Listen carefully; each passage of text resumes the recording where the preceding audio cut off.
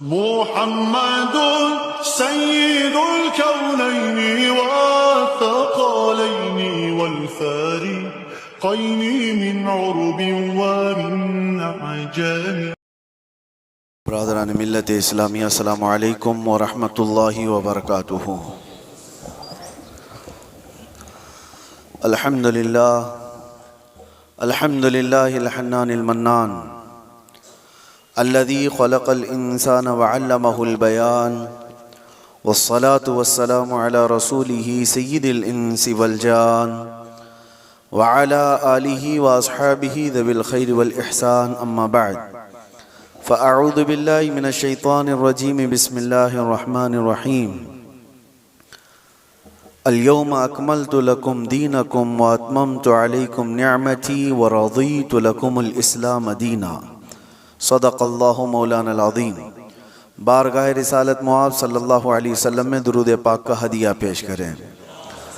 अल्लाहुम्मा सल्लि अला सय्यिदिना मुहम्मदिन मअदनिल जूदि वल करम व आलिहि व अस्हाबिहिल किराम व इब्निहिल करीम व बारिक व सल्लिम सलातन दाइमतन सरमदन अबदा। अल्लाह अज़्ज़ा वजल का महबूब और प्यारा दीन इस्लाम, जिसके मुतालिक कुरान में अल्लाह फरमाता है, मैं तुम्हें इस्लाम देकर राज़ी हुआ। एक ऐसा निज़ाम हमें दिया गया जिसमें कोई शोशा खाली नहीं छोड़ा गया। किसी भी बाब का, किसी भी हिस्से का, ज़िंदगी के किसी गोशे को तशना नहीं छोड़ा गया है। आज मैं चंद अहम बातें आपके सामने रखता हूँ कंपैरिजन के तौर पर कि दुनिया जब से आबाद है, जंगों का एक सिलसिला चलता रहा है। इंसानों में आपस में लड़ाइयाँ होती रही हैं, लेकिन तारीख़ उठाकर देखें तो तकरीबन सारी लड़ाइयों के पीछे जो रीज़न है, जो सबब है, जंग किस मकसद से हुआ करती थी, तो उन मकासद में अगर आप गौर करेंगे तो सबका एक हासिल हुआ करता था, तख्त को हासिल करना, हुकूमत को हासिल करना, या माल हासिल करना, या हसीन औरतों को ग़ुलाम बनाना, बांदी बनाना। ये दुनिया का निज़ाम रहा है, इसीलिए जंगें हुआ करती थी। या अगर ये चीज़ें ना हों तो फिर इंसान की जो अंदर की गैरत है, तकब्बुर है, गुरूर है, वो चीज़ उसे जंग करने पर आमादा करती थी। बस यही रीज़न है, बाकी कुछ नहीं मिलेगा आपको। एक कबीले की दूसरे कबीले से, एक ख़ानदान की दूसरे ख़ानदान से, एक मुल्क की दूसरे मुल्क से लड़ाइयाँ हैं, तो उन लड़ाइयों में, उन जंगों में आप रीज़न तलाश करेंगे सबब के किस बुनियाद पर है। तो या तो वो ज़मीन का हासिल करना है, टुकड़े को हासिल करना है, या तो फिर उस इलाके के ज़रख़ीज़ हिस्सों के ऊपर अपना कब्ज़ा जमाना है, या तो फिर वहाँ के लोगों को ग़ुलाम बनाकर अपने अंडर में रखना है। यही सारी चीज़ें हैं पूरी दुनिया में, पहले से यही चलता आ रहा है। और लगभग आज भी अगर आप दुनिया पर नज़र डालेंगे तो यहाँ पर भी जंगों का एक मकसद यही दिखेगा आपको। हाँ, या तो फिर कोई अपने आप को दादा कहे, बाबा कहे, कोई अपने आप को सुपर पावर कहे, और उसके बाद फिर दूसरों को मनवाने की बात कहे कि मेरी हर बात तुम्हें माननी पड़ेगी। दूसरा नहीं मानेगा, अगर आंख भी दिखाया तो फिर जंग हो जाएगी। अगर वो कमज़ोर है, गरीब है, तो फिर जंग हो जाएगी। लेकिन यहाँ पर भी मकसद जंग का यही है। पूरी दुनिया में तन्हा इस्लाम के मुतालिक मैं आपको बताऊं, इस्लाम में जो जंगें हुई, ग़ज़वात हुए सहाबा के और दूसरों के दरमियान, वहाँ क्या मकसद रहा, क्या रीज़न रहा। हज़रत रबिया बिन आमिर रज़ी अल्लाह ताला अन्हु हुज़ूर सल्लल्लाहु ताला अलैहि वसल्लम के तर्जुमान हैं, एम्बेसडर हैं। जब वो ईरान में गए थे वहाँ के बादशाह के पास पैगाम लेकर इस्लाम का, तो आपसे पूछा गया था कि आप लोग क्यों ये पैगाम पहुँचाना चाहते हैं हर जगह, और क्यों लड़ना चाहते हो या मुकाबला करना चाहते हो। आपने कहा, हमारे आका सल्लल्लाहु ताला अलैहि वसल्लम का फरमान आलीशान है, ला ततमन्नौ लिक़ा अदुव्विकुम, दुश्मन से मुठभीड़ होने की, जंग करने की तमन्ना भी मत करो, जंग करने की ख्वाहिश मत रखो। लेकिन हम पैगाम अमन और पैगाम इस्लाम फैलाते हैं। इसलिए अब रीज़न सुनो, सबब सुनो, इस्लाम किस लिए फैला। हज़रत रबिया बिन आमिर कहते हैं कि हमारा सिर्फ एक मकसद है कि इंसानों को इंसानों की गुलामी से निकालकर खालिक की आप बंदगी में लगा दें, अल्लाह की बंदगी में और उसकी इबादत में लगा दें। हमारा मकसद ये है इंसान इंसान का गुलाम ना रहे। हर दौर में यही चलता आ रहा है। और आप शुरू के दिनों में जो गुलामों के मामलात इस्लाम के मसाइल में भी अगर पढ़ते हैं तो यूँ नहीं है कि इस्लाम ने ग़ुलामी को बढ़ावा दिया है, बल्कि इस्लाम धीरे धीरे धीरे ग़ुलामी को ख़त्म कर दिया। अरे तुमने कसम का अगर खा लिया, कसम खा लिया और उसको तोड़ दिया तो कफ़ारे में ग़ुलाम आज़ाद करना है, रोज़ा उसके कफ़ारा है उसमें ग़ुलाम आज़ाद करने हैं, ज़िहार है उसमें ग़ुलाम, कई ऐसी चीज़ें हैं। गलती तुम कर रहे हो लेकिन ग़ुलाम को आज़ाद करना है। ये सिस्टम क्यों बनाया गया था? ये सिस्टम इसलिए कि ग़ुलामी का दौर ख़त्म हो जाए। और इस्लाम ने जो कुछ भी ग़ज़वात हुए, जंगें हुई, वो सिर्फ़ और सिर्फ अल्लाह तबारक व तआला की ज़मीन पर उसके अहकाम के निफाज के लिए।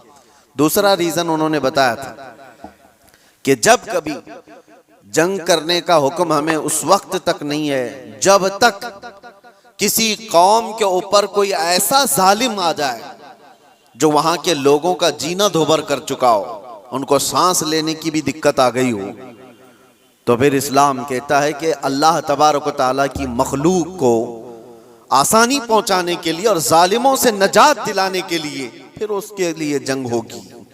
तो जंगों का जो रीज़न है, वो मकसद है, वो अल्लाह तबारक व तआला की ज़मीन को फसाद से साफ करने के लिए ही सिर्फ एक रीज़न आपको मिलता है, ये इस्लाम में। बाकी दूसरी जगह आप जहां पर भी देखेंगे, दूसरे मुल्क पर, दूसरी कौम पर हमला करना है तो वहां के माल को लूटना है, वहां की ज़मीन को हासिल करना है, वहां की बादशाहत को लेना है, वहां के इलाकों पर अपना कब्जा जमाना है। अगर इलाकों पर कब्जा जमाना ही होता हर जंग करने के बाद, तो आपको मैं बताऊं खालिद बिन वलीद ने 125 जंगें लड़ी, 125 जंगें लड़ी और कई इलाके फतह किए। क्या हर इलाके को फतह करने के बाद खालिद बिन वलीद ने अपनी बादशाही का ऐलान कर दिया कि आज के बाद से इस इलाके का मालिक मैं हूं, इस इलाके का बादशाह मैं हूं? नहीं। पूरी तारीख उठा करके आप देखें, कितने ऐसे सहाबा हैं जिनको सिपह सालार बना करके भेजा गया, उन्होंने इलाके के इलाके फतह किए, लेकिन अपनी बादशाही का ऐलान उन्होंने नहीं किया, बल्कि हमेशा से यूं ऐलान किया कि मैं रसूलुल्लाह सल्लल्लाहु तआला अलैहि वसल्लम के गुलामों का एक अदना गुलाम, और अमन के लिए इस जमीन को फसाद से साफ करने के लिए मैं यहां पर आया हूं। मोहम्मद बिन कासिम 19 साल की उम्र में हिंदुस्तान आया था। आपको पता है मोहम्मद बिन कासिम सबसे पहले 10,000 का लश्कर लेकर के जब आया था, वो भी हिंदुस्तान क्यों आया था?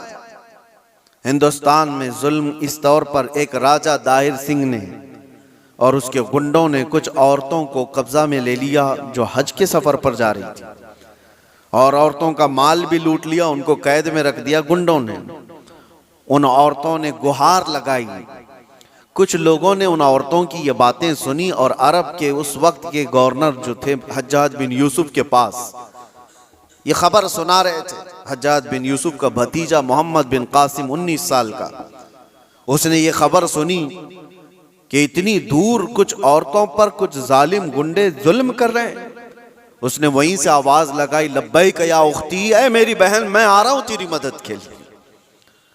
और उस जमाने में 4000 किलोमीटर का सफर करके आने वाला, जंगलों का सफर, दरियाओं का सफर, पहाड़ों का सफर, 10,000 का लश्कर लेकर एक जवान आया है। और फिर उस जमाने में मौजूद इन गुंडों और इन जालिमों को जो औरतों के हुकूक की पामाली कर रहे थे, ललकार करके कहा। फिर मुकाबला हुआ, 3 दिन तक ये लड़ाई चली थी। उसके बाद वो सारे गिरफ्तार हुए और राजा की भी गद्दी चली गई, तख्त चला गया, सब खत्म हो गया। एक 19 साला लड़के ने अमन का परचम लहराया था। लेकिन रीजन क्या था, मकसद क्या था? जुल्म से इलाके को साफ करना। और उसके बाद एक बड़े पंडित हैं इलाहाबाद यूनिवर्सिटी के, वो रिसर्च स्कॉलर भी रहे, और लिखी हुई उस मौर्रिख की किताब में से आपको मैं बताऊं, मुसलमानों की लिखी हुई तारीख की बात नहीं कर रहा, पंडित ने लिखा है, हिंदू पंडित हैं, उन्होंने लिखा कि मोहम्मद बिन कासिम जब आया तो उसने साफ ऐलान किया था, इस इलाके में रहने वाले जिसको जिस चीज पर अमल करना है वो आजाद है, कोई मेरा नौकर नहीं है, कोई मेरा गुलाम नहीं है।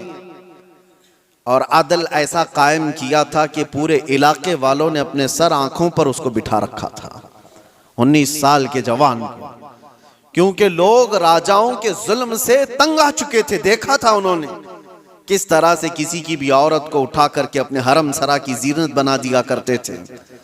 लेकिन एक 19 साला जवान जब आया तो उसने अदल व इंसाफ ऐसा कायम करके दिखाया था, हर एक ने अपनी बाहें फैला करके उसका इस्तकबाल किया था।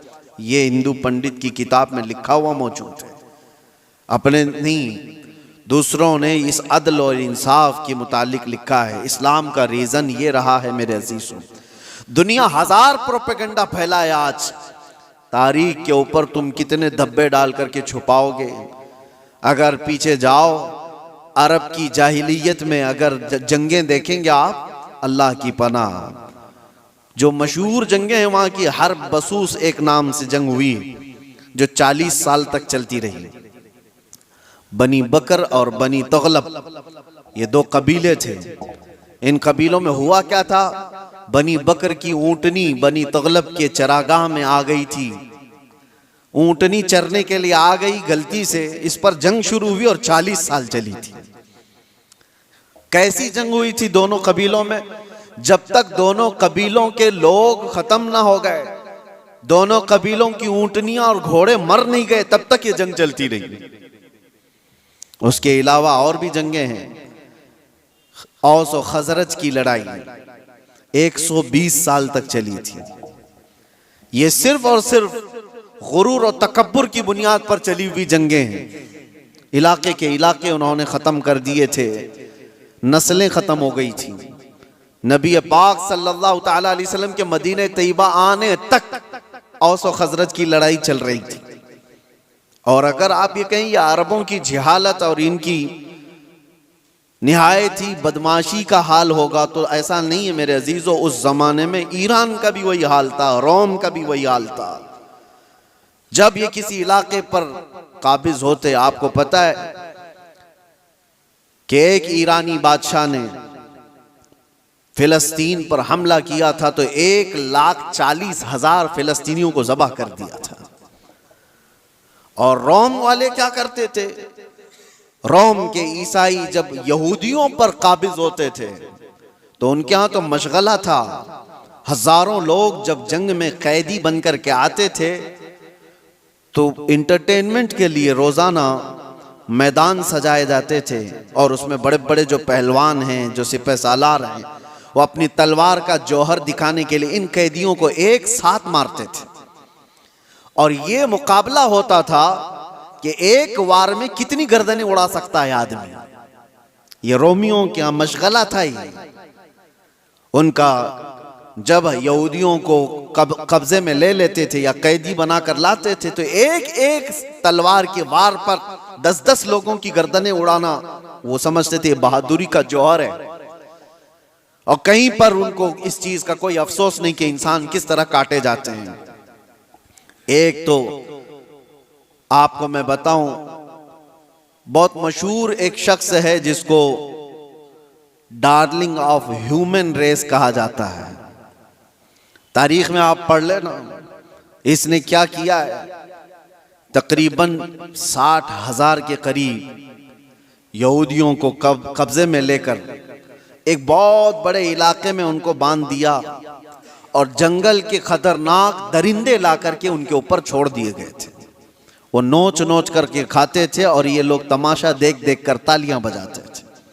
ये इंसानों की जिंदगियों के साथ जो तमाशे होते रहते थे, ये ईगो ये उनका तकब्बुर, ये उनका गुरूर किसी मफ्तूह कौम पर, मगलूब कौम पर वो अपने गुस्से की तमाम चीजें निकाल दिया करते थे। जब कभी किसी पर काबिज हुए, बैतुल मुकद्दस को कितनी मर्तबा खून में नहलाया गया आपको पता है? टाइटस के जमाने में पूरे फिलिस्तीन में ऐसी जंग हुई थी कि घोड़ों के टाप पूरे खून से भर जाया करते थे। जब भी घोड़ा किसी भी गली में जाए खून के बगैर नहीं आता था। ये सब तारीख महफूज है, हमारी लिखी हुई नहीं, ये गैर मुस्लिमों की लिखी हुई तारीखें मौजूद हैं, जिन्होंने पूरी दुनिया में क्या तमाशे बनाए। और एक तरफ इस्लाम के खिलाफ प्रोपेगेंडा फैलाने वाले, उनको मैं दावत देता हूं, आओ मुताला करो, आओ मुताला करो। किसी भी जंग को छेड़ा नहीं गया था। हुजूर पाक सल्लल्लाहु ताला अलैहि वसल्लम के ज़माने पाक में जितने गज़वात हुए थे, वो जितनी भी जंगें हुई वो इस फार्मूले पर हुई हैं, छेड़ो मत, लेकिन छेड़े कोई तो छोड़ो मत। यही फार्मूले पर जंगें हुई हैं। बद्र में मेरे आका सल्लल्लाहु अलैहि वसल्लम तशरीफ ले गए। क्या बद्र को जबरदस्ती लड़ने के लिए बुलाया गया था? नाफिज की गई थी मुसलमानों पर। ओहद मदीने में हुई है। कुफ्फारे मक्का वहां से पूरे कबीले लेकर के आए थे मदीने पर हमला करने के लिए। तो जंगे ओहद मदीने के बाहर हुई। जंगे खंदक कहां हुई? 12,000 कुफ्फार और मुशरिकीन आए थे हुजूर पाक सल्लल्लाहु अलैहि वसल्लम और सहाबा से लड़ने के लिए। और कहां पर? मदीने के बाहर ही लड़ाई हुई, गए नहीं थे, मदीने के आसपास हुई। ये सब जंगों के बाद, हर जंग का रीजन मैं आपको बताऊं, लेकिन जंगों के भी उसूल होते हैं। लेकिन दुनिया ये सिर्फ उसूल बताने के लिए कहती है, आज उस पर अमल कोई नहीं करता, अमल कोई नहीं करता। आप क्या समझते हैं ये जुल्म और बर्बरियत जो कुछ भी दुनिया में हुई किसी खास कौम के साथ है? सब कौमें इसमें मुलव्विस हैं, सब कौमें मुलव्विस हैं। हमारे यहाँ की कौमों के मुतालिक भी तारीख में आपको बताओ, हिंदुस्तान में भी क्या क्या होता रहा, कितनी बड़ी बड़ी जंगें हुई और कितने लोगों का कत्ले आम हुआ। राजाओं के, महाराजाओं के तख्त हासिल करने के लिए एक दूसरे की लड़ाइयों में कितने गिरजाघर तोड़े गए, कितने मंदिरों को तोड़ा गया, कितने माबदों को तोड़ा गया। ये सब चीजें तारीख में मौजूद हैं। लेकिन दुनिया इन सब से आंख बंद करके एक तरफ टारगेट की हुई है, सिर्फ इस्लाम, जबकि सबकी तारीखें भरी हुई। आपको अगर तारीख पढ़ना है तो आप उठा करके देखें किस राजे ने अपने तख्त बिछाने के लिए कितने लोगों को उस तख्त के नीचे दबाया है। आपको पता है ये जो पिरामिड्स बने थे उसके मुतालिक भी यही कहा जाता है। अहरामात मिस्र फराइना ने, वहां पर वो एक एक पत्थर पता नहीं कितने हजार किलो का है, इस तरह से वो जो बनाए गए उसमें हजारों ने, लाखों लोगों की लाशें खत्म हो गई हैं, कितने लाखों लोग मर गए उसमें। बादशाहों का निजाम यही रहा है, अपने हुसूल के लिए, अपने जाह के लिए, अपनी तलब के लिए इंसानों का कत्लेआम किया है, इंसानों का कत्लेआम किया। और जो वर्ल्ड वार फर्स्ट और वर्ल्ड वार सेकंड जो हुई, इसकी भी तारीख उठा करके आप पढ़ो, किस लिए जंगें हुई आपस में। ये तो ज्यादा दूर नहीं है ना, 1920-1940 के बीच में, ये ज्यादा दूर नहीं है, अभी 100 साल पहले की बात आपको बता रहा हूं। फर्स्ट वर्ल्ड वार और सेकंड वर्ल्ड वार में जो लोगों की मौतें हुई हैं, फर्स्ट में तकरीबन 3 करोड़ लोग मारे गए हैं। करोड़, 1, 2, 100, 200, 1000, 2000 की बात नहीं कर रहा हूं, 3 करोड़। और सेकेंड वर्ल्ड वार में उससे भी ज्यादा लोग मारे गए, जख्मी हुए। ये सिर्फ और सिर्फ बादशाहों ने अपने तख्त के लिए, अपनी जमीनों के लिए लड़ाइयां लड़ी। और टोटल मेरे आका सल्लल्लाहु अलैहि वसल्लम ने अपनी जिंदगी पाक में 17 गज़वात में शिरकत फरमाई। कितने? 17 गज़वात में। और टोटल 17 गज़वात को मिलाएंगे तो 252 लोग मरे थे, इसके अलावा नहीं। 17 जंगों की जो लिस्ट बताई जाती है मेरे अजीजों, लेकिन फिर भी दुनिया को एतराज है इस्लामी जंगों से। आपको मैं बताऊं, जंगों के उसूल होते हैं, उसलूब होते हैं, तरीक़ेकार होते हैं, लेकिन किसी ने अमल नहीं करना है उस पर। गुआंतानामो बे जेल के मुतालिक सुना होगा, अबू गुरैब जेल के मुतालिक आपने सुना होगा, अमेरिकी लोगों ने जो इराक जंग के बाद वहां के कैदियों के साथ सुलूक किया है, यह हमने नहीं है, ह्यूमन राइट्स की तंजीमों ने लिखा है, इसको तारीख में मौजूद है। कैदियों को लिटा करके उनके ऊपर कुत्ते छोड़ दिए जाते थे, कैदियों को बांध करके उनके मुंह पर पेशाब किया जाता था और उनको गलाजत खाने पर मजबूर किया जाता। इंसानियत से गिरे हुए हरकतें। एक जालिम जब नशा के गुरूर में आता है तो ऐसी हरकतें करता है, लेकिन जिसके सीने में ईमान हो वो क्या करता है? अल्लाहु अकबर। मेरे अजीजों, मुहम्मदुर रसूलुल्लाह सल्लल्लाहु ताला अलैहि वसल्लम के पाए अक़दस पर मैं तुम्हें लेकर चलता हूँ। ये वो वक्त है जब अल्लाह के हबीब सल्लल्लाहु ताला अलैहि वसल्लम का पैगाम दुनिया में बहुत दूर तक जा चुका था।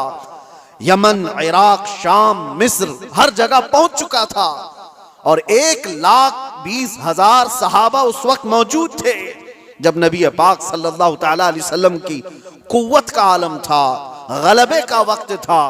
मक्का भी फतह हो चुका था, मदीने के आसपास का इलाका इस्लाम के परचम से लहरा रहा था। ये वो दौर की बात नहीं कर रहा हूं मैं जब कुफारे मक्का से बच करके रहना पड़ता था, छुप करके तबलीग करनी पड़ती थी, उस दौर की बात नहीं कर रहा हूं, गलबे के वक्त की बात कर रहा हूं। ये हुजूर पाक की जाहिरी जिंदगी का आखिरी साल है जब मेरे आका सल्लल्लाहु अलैहि वसल्लम हज करके वापस तशरीफ लाए थे और बीमार थे। उस वक्त जब नबी करम सल्लल्लाहु ताला अलैहि वसल्लम के नाम का चर्चा कैसर और किसरा के जिस्मों में कपकपी तारी कर देता था, हजारों फौजें थरथराती थी, गलबे का वक्त था। उस वक्त नबी पाक सल्लल्लाहु अलैहि वसल्लम मस्जिद नबवी शरीफ में बैठे हैं और अपने सहाबा से कहते हैं, कोई है इसमें जिस पर मेरा कोई हक बाकी है तो मुझसे ले सकता है? कोई है जिस पर मेरा कोई हक बाकी है तो वो सवाल करे, मैं देने को तैयार हूं।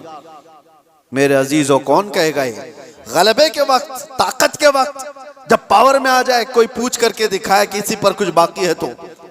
ये रसूलुल्लाह की शान है। और ऐसा नहीं मेरे अजीजों के ये जुमले हैं जो आज के जलील सियासी लोगों के होते हैं। हुजूर ने जब ये फरमाया तो एक सहाबी खड़े हो गए, कहा मेरा आपके ऊपर एक हक बाकी है, आपके ऊपर मेरा एक हक बाकी है या रसूल अल्लाह। सबकी गर्दनें ऊंची हो गई, देखते रह गए उनको, कौन है ये? हुजूर पाक सल्लल्लाहु अलैहि वसल्लम ने उनसे कहा, आगे आओ, तुम्हारा जो हक है वो बताओ। हजरत उमर तो तलवार निकाल ली थी कि रसूलुल्लाह सल्लल्लाहु अलैहि वसल्लम की बारगाह में ऐसी बुलंद जुबान किसकी है? लेकिन उस सहाबी ने कहा, एक मर्तबा जंग में जा रहे थे, सफों की तरतीब दे रहे थे, मैं थोड़ा सा आगे आ गया था, आपने छड़ी से मुझे मारा था, मैं वो बदला लेना चाहता हूं। अल्लाहु अकबर। हक इतना भी होता है मेरे अजीजों। हालांकि कायदे अमनो इस्लाम और बानिए इस्लाम है मेरे आका सल्लल्लाहु अलैहि वसल्लम। मेरे अजीजों, अगर कोई उस्ताद अपने शागिर्दों को तरतीब देने के लिए कोई बात कर रहा हो, लेकिन उसको भी सहाबी ने कहा यह हक है मेरा आपके ऊपर, हुजूर ने फरमाया ठीक है आ जाओ। ये नहीं फरमाया कि भरे मजमे में क्या तू मुझसे बदला ले लेगा।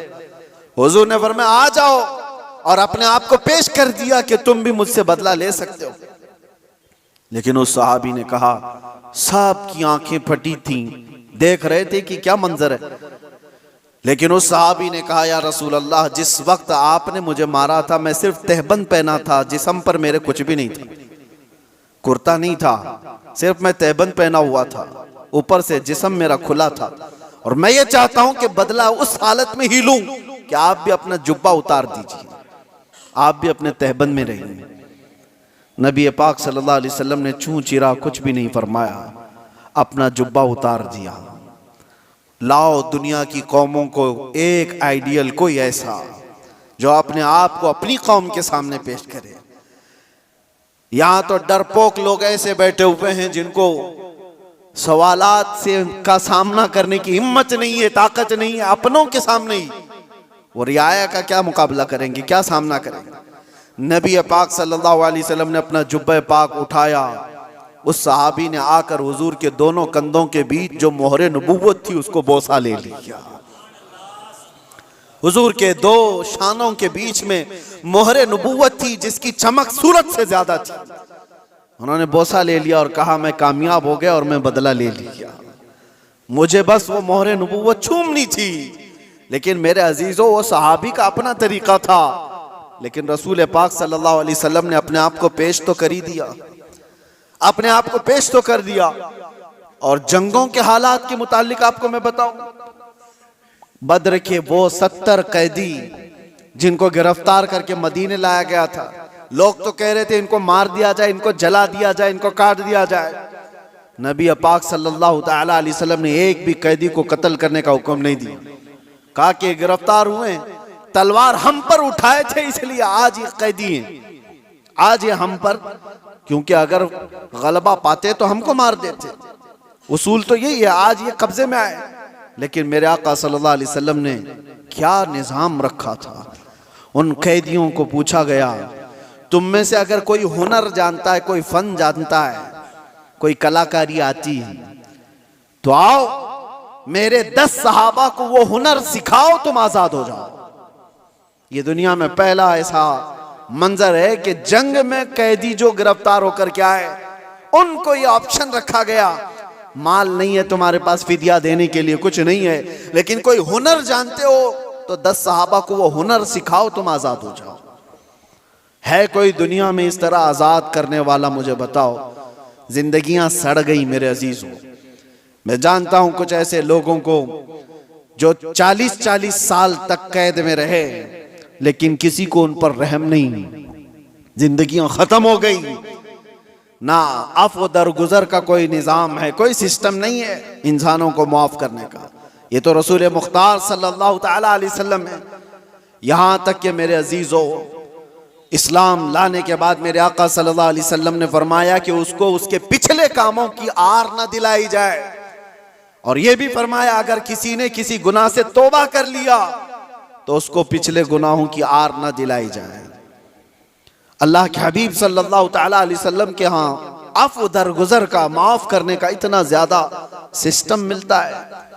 तो जंगों के जो हालात में आज आपको बता रहा हूं, दुनिया किसी भी हद तक गिर सकती है और गिर रही है, मगर निज़ाम इस्लाम ये है कि अगर जंग भी हुई है या कहीं पर लड़ाइयां हुई हैं तो सिर्फ अमन कायम करने के लिए, फसाद को जमीन से खत्म करने के लिए। जिस तरह से डॉक्टर इंजेक्शन मारता है तो ये नहीं है कि तुम्हें सुई चुभा करके दर्द देना चाहता है। इस बज़्म में मकसूद है इस्लाह मफासिद। नश्तर जो लगाता है वो दुश्मन नहीं होता। अजीज़ा ने गिरामी वक़ार, मैंने बहुत सारी चीज़ों को कंपेयर करके देखा है, कहाँ कहाँ किस तरह की जंगें हुई, कितना कत्ले आम हुआ, वो सब में जा कर के आप इस्लामी जंगों को कंपेयर करके देखें। मैं दावत देता हूँ फिक्र करने की, पढ़ने की, मुताले की। नौजवानों को एक बार देख करके तुम बताओ, फिर अपने रिसर्च के बाद, स्टडी के बाद तुम्हें पता चलेगा दुनिया की जंगें किस लिए हुआ करती थी और इस्लाम के। मैं उन बादशाहों की बात नहीं कर रहा हूँ जो जालिम बादशाह बनाम मुसलमान रहे। बनाम मुसलमान जो बादशाह रहे उनकी मिसाल मत देना।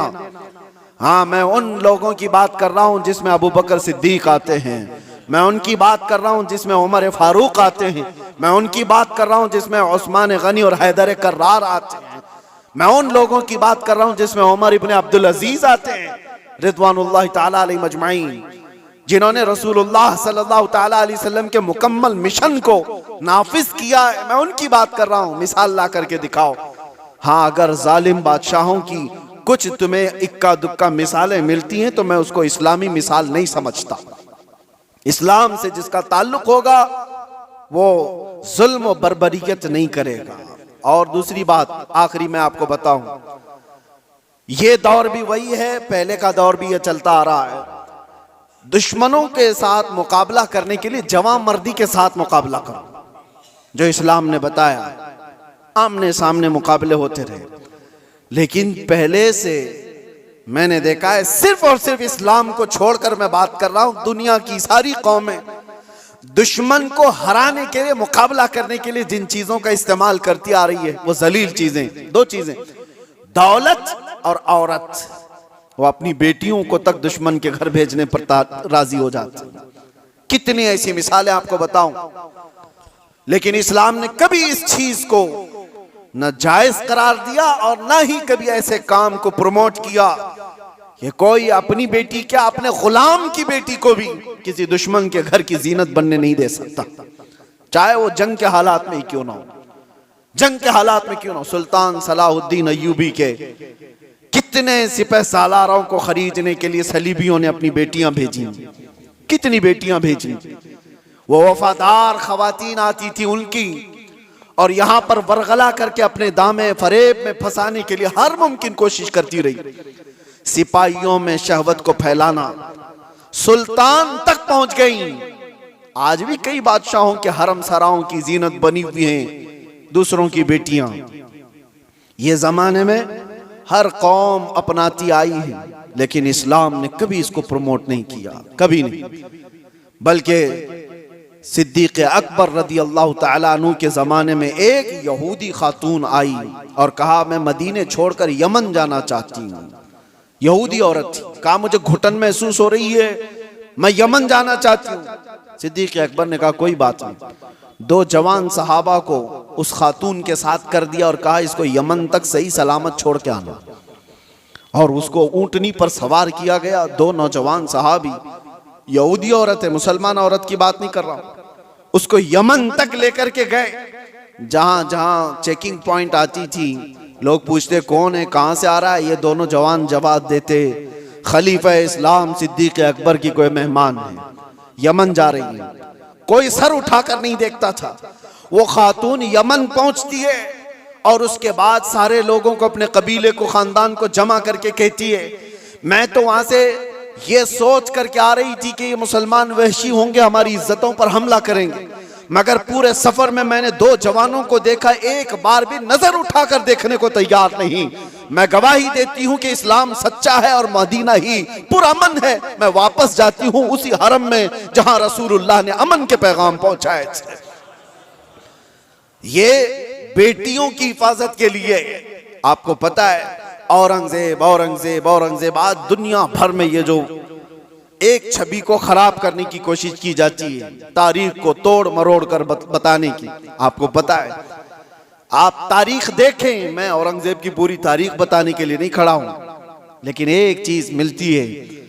बनारस में एक पंडित के घर एक लड़की थी, जवान लड़की, और जब वो जवान हुई तो बनारस में उस वक्त जो गवर्नर था, कोतवाल था शायद, उसका नाम इब्राहिम कुछ था, मुसलमान था, अय्याश किस्म का था। लड़कियों के ऊपर डोरे डालना, उनको पकड़ना, उनको अपने हरम में जीनत बनाना, ये उसके काम थे। अब ये खूबसूरत जवान लड़की पर वो फिदा हो गया, आशिक हो गया, और उसने किसी भी तरह से इस लड़की को हासिल करने के लिए एड़ी चोटी का जोर लगाया। और आखिर में आकर के हुआ ये कि उसके घर के अतराफ हिसार हो जाता था, घेराबंदी।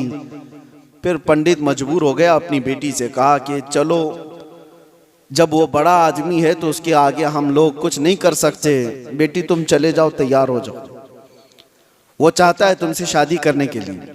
लड़की को इस चीज की बिल्कुल भी रजामंदी नहीं थी। उसने कहा कि मुझे थोड़ा वक्त दे दीजिए। वो एक उस वक्त सवारी लेती बनारस से, तारीख में मौजूद है, और उसने उसी वक्त दिल्ली का सफर इख्तियार किया जहां औरंगजेब आलमगीर जामा मस्जिद में हुआ करते थे। जुमा का दिन था। ये खातून मर्दाना लिबास पहन करके गई, लड़कों का लिबास पहन करके। जब बादशाह इस्लाम उस वक्त के सुल्तान निकल रहे हैं और लोगों से उनकी हाजतें पूछ रहे हैं, उसी वक्त ये लड़की खड़ी थी। औरंगजेब ने अपनी चादर उठा करके दे दी और कहा, बेटी इस लिबास में तुम्हें अच्छा नहीं लगता, तुम अपना चेहरा ढाक लो, तुम अपना सर ढाक लो, और तुम्हारी क्या हाजत है। तो उसने कहा कि मेरी हाजत कुछ तवील है, मैं आपको तनाई में सुनाना चाहती हूँ। बुला लिया। दौलत कदे पर वो खातून आई, जवान लड़की, और उसने वाकया सुना दिया कि आपका भेजा हुआ गवर्नर, आपका भेजा हुआ कोतवाल इस तरह से लड़कियों की इज्जत पर हमला करता है, और मेरे घर पर भी अब उसकी नज़र है और मुझे अपनी हरम की जीनत बनाना चाहता है। तो औरंगजेब ने कहा कि ठीक है, वापस जाओ, तुम्हारे बाप से कहो शादी की तैयारियां कर लें। वो लड़की मायूस हो गई, जिस चीज़ के लिए मैं बनारस से दिल्ली का सफ़र करके आई थी, बादशाह भी यही कह रहा है, लेकिन एक दिल में हो एक आस थी कि बादशाह ने मुझे बेटी कहकर पुकारा। वापस वो आई, अपने बाप से कहा, बादशाह ने तो ये कहा। बाप ने कहा कि बेटा अब कहाँ इंसाफ है, तुम तैयारी कर लो। डोली सज गई और शादी का दिन भी आ गया। वो जालिम अय्याश कोतवाल अपने सिपाहियों समेत इसकी डोली उठाने के लिए आया और रास्ते भर में लोगों पर लुटाते हुए जा रहा था। और जैसे ही बीच रास्ते में पहुंचा, एक फकीर आया और उसको कहा कि मुझे भी कुछ लुटाना चाहते हो? उसने कहा नीचे जितनी गिरी हुई हैं वो सब उठा ले। उस फकीर ने उसको बग्गी से नीचे खींच लिया। तो जैसे ही नीचे खींचा, ये कोतवाल जल्लादों से पुकार कर कहा कि कौन फकीर है जो बदतमीजी कर रहा है, तुम सबके सब आ जाओ। फकीर अपना जुब्बा उठाता है तो वह औरंगजेब वहां पर खड़ा है। कहा, वालिए हिंदुस्तान आलमगीर तेरे सामने खड़ा है, और क्या तुझे इस काम के लिए इस शहर भेजा गया था कि तू रोज अपनी हरम सराओं में नई लड़कियों को जीनत बनाए अपनी बिस्तर का? और उसके बाद उसी वक्त उसकी सारी चीजें छीन ली गई, फिर उसको घोड़े के पैरों पर बांधकर खींचा गया। उस लड़की की बारात जो निकली थी, बगैर किसी छूत के, बगैर किसी छुए, इज्जत के साथ डोली को वापस उसके घर पहुंचाया गया और उसको कैद में जल्लादों के हवाले कर दिया गया, कोतवाल को जो जालिम था, अय्याश था। अब जब लड़की बाहर आई तो उसने औरंगजेब से कहा मेरे घर चले। घर आए, या आपको तारीख की सच्चाइयां मैं बता रहा हूं। औरंगजेब ने जाते ही कहा कि मुझे 2 रकात नमाज पढ़ने दे दो। 2 रकात नमाज पढ़ने के लिए, ये किसी और का घर नहीं, एक पंडित का घर है। नमाज पढ़ने के लिए जगह दी, नमाज पढ़ा। औरंगजेब ने कहा फौरन मुझे पानी दो, शिद्दत की प्यास लगी है। पानी ला करके दिया गया घर से। औरंगजेब ने पानी पिया। उसके बाद जानते हो, आंखें खोल कर देखी और कहा जिस दिन इस बेटी ने मुझे दिल्ली में आकर अपना किस्सा सुनाया था, उस दिन से अभी तक एक कतरा पानी मैंने हलक में नहीं डाला। मैंने तय कर लिया था जब तक इसको इंसाफ ना मिले मैं पानी नहीं पीऊंगा। बेटियों को लोग दूसरों के हरम सरा में पहुंचाने वाले, तारीख इस्लाम को तोड़ मरोड़ कर पेश करने वाले, जरा इस तारीख को भी देखें। और मेरे अजीजों, ये ऐसी वैसी बात नहीं। उस पंडित ने बादशाह औरंगजेब के इस एहसान को याद रखकर उस इलाके को, उस जगह को जहां उसने सजदा किया था, बादशाह ने हमेशा के लिए मस्जिद तामीर कर दी। ये तारीख में मौजूद है। मैं आपको सिर्फ और सिर्फ एक झलक बता रहा हूं। इस्लाम ये काम नहीं करता कि अपने रिवायात को, अपने उसूल को जंगों में और दुश्मनों में सब तोड़ दिए जाएं और अपनी बेटियां भी किसी के यहां भेज दिए जाएं। यह इस्लाम की फितरत में नहीं है। इस्लाम उसूल की सच्चाइयों पर चलता है। अजीज़ान गिराम वक़ार, अल्लाह तबारक व तआला हम सबको कहने सुनने से ज़्यादा अमल की तौफीक अता फरमाए और रब तबारक व तआला इस्लाम की सच्चाइयों को हमें खुलकर इजहार करने और बयान करने की तौफीक अता फरमाए। मौला करीम ईमान पर जिंदा रखे और ईमान पर हमारा खात्मा अता फरमाए। व आखिर दावाना अनिल हम्दुलिल्लाहि रब्बिल आलमीन। अस्सलामु अलैकुम।